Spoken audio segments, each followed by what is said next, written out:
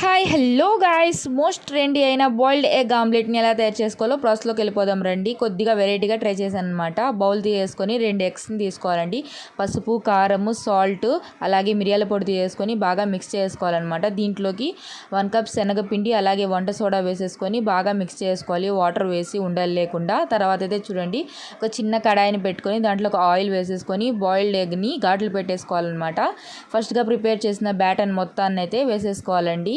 ఇంకా అది దీని మీద సిమ్ ఫ్లేమ్లో పెట్టి కుక్ చేసుకున్న తర్వాత అయితే దీని మీదకి ఆనియన్స్ అలాగే పచ్చిమిరపకాయలు, పసుపు, కారము, అలాగే మిరియాల పొడి వేసేసుకొని గరం మసాలా వేసుకొని కాల్చుకోవాలన్నమాట. తర్వాత మరో సైడ్ టర్న్ చేసుకొని సేమ్ ప్రాసెస్ని చేయాలండి.